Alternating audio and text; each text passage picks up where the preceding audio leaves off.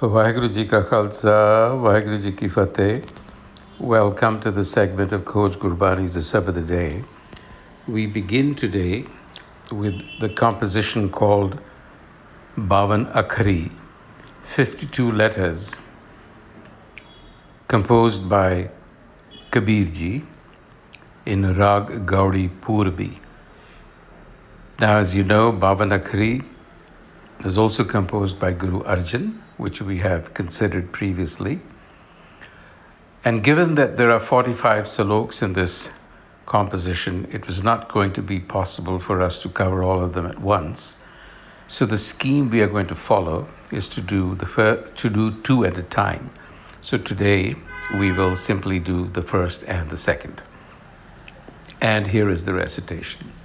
राग गौड़ी पूर्वी बावन अखरी कबीर जियो की एक ओंकार सतनाम करता पुरख गुर प्रसाद बावन अक्षर लोक त्रय सब कछ इन्हीं माहि ए अक्षर खिर जाएंगे ओए अक्षर इनमें नाहि जहाँ बोल तय अक्षर आवा जह बोल तय मन न रहावा बोल या बोल मदे है सोई जस ओह है तस लखे न कोई.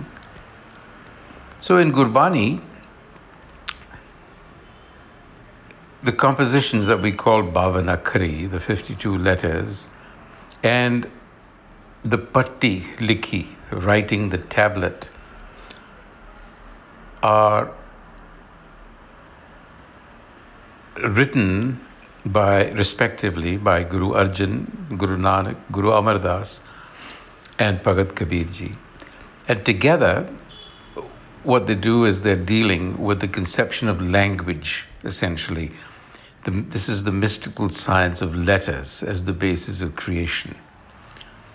And their inner meanings are perhaps the most abstruse parts of Gurbani. So in the first salok, Kabir Ji says, Bavan Ashar Lok Tray Sab Kach Inhi Mahe Ye Akhar Khir Jahenge Oye Akhar Inme Nahe. The 52 letters of the alphabet, Kabir Ji tells us, contain all there is in the universe. In other words, you can describe the universe with these 52 letters.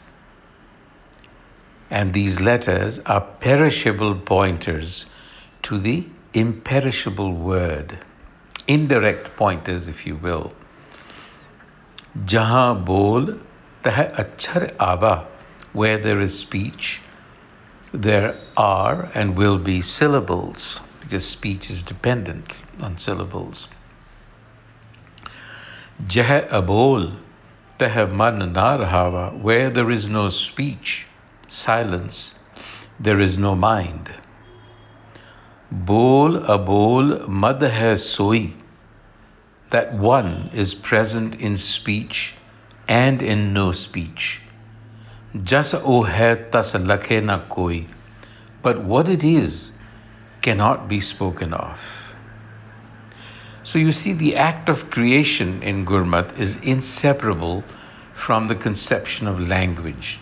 Indeed, the universe is called into existence through the medium of sabad, the word.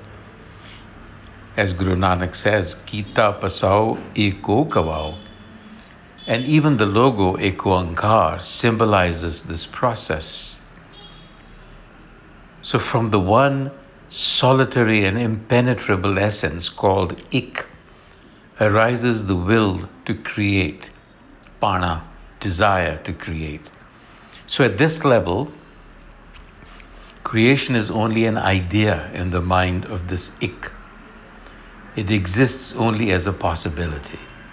And from pana, the blueprint of creation emerges through naam. Aapine aap sajyo, aapine rachyo now. First, the ideation, awareness of the self. And in Mool Mantar, rachyo now is depicted as satnam, that is, from the process of ek oankar emerges the blueprint of creation called Satnam, or true name. Now, the concept of name is metaphysical and should not be confused, as it often is, with proper nouns that are used in ordinary language or associated with specific attributes, virtues of the Creator, as we are very wont to do. Naam at this level of creation is the agency through which manifest beings are organized and arranged. So Naam is the name behind all names, it provides the force that impels creation into existence through various modalities. So it is in this sense that each one of us, manifested beings, carries the immutable essence of the Creator within us. And in Gurbani, this essence is called Har or Ram, among other names. And it is referred to as Father, Harji Pita, and Mother, Harji Mata, symbolizing the primal split into masculine and feminine principles, the rational and the intuitive. And the goal of union, Jog or Yog, is the fusion of reason and intuition within us to discover our Naam, so to speak, the name designed for us to play out.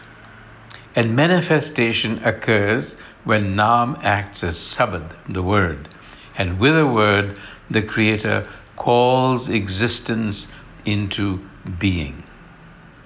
And so the creatures and objects that are called into being are in turn embodied words in the divine discourse that is the universe. So creation and the act of speech are organically interconnected. Being and logos are one and the same. So in the context of Gurmat, the mystical poetry of Gurbani not only depicts the mystical process, but also creates an individualized process for those who engage it. So words in Gurbani are containers of sound, sabad, from which we have to extract light, wisdom, by configuring them properly. So the letters and words of Gurbani are like verbal traps, if you will, where they catch us and precipitate a sense of transcendence, of joy. So words are important, akhar, leading to akhar, that which does not fade away. On that note, Vaheguru Ji Ka Khalsa, Vaheguru Ji Ki Fateh.